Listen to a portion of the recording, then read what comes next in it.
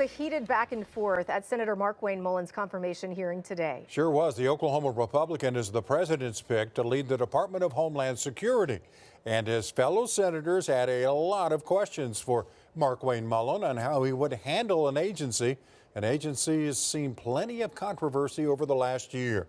News 4's Dylan Brown is in studio with us with more on today's developments. Dylan? Yeah, Kevin and Heather, a lot of questions were really asked. All eyes are on Mullin and how he could handle immigration even. He's a U.S. Senator for Oklahoma for now. Mullin was pressed today on his controversial past and on the future of DHS, an agency riddled with issues while under Kristi Noem.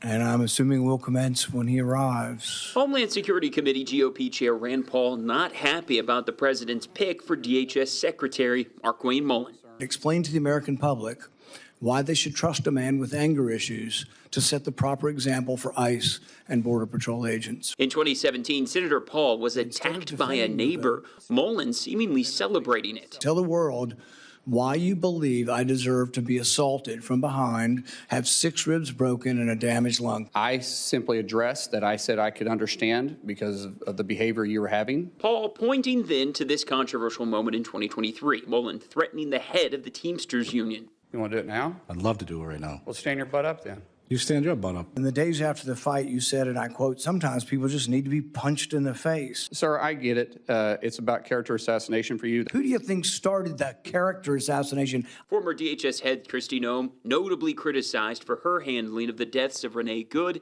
and Alex Peretti at the hands of agents.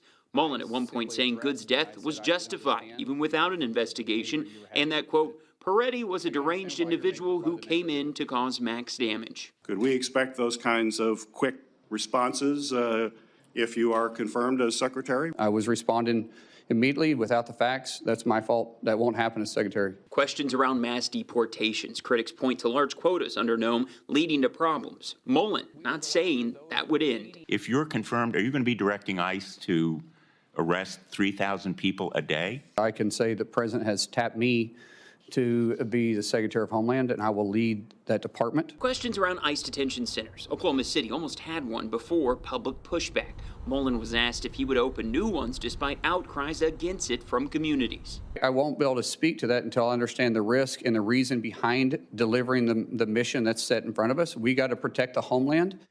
And Senator Paul afterwards ended up telling media his vote is a no, which if all Democrats are a no, that would matter. But Senator John Fetterman seemed to be warm to Mullin, so that could end up changing things. A committee confirmation vote is expected tomorrow.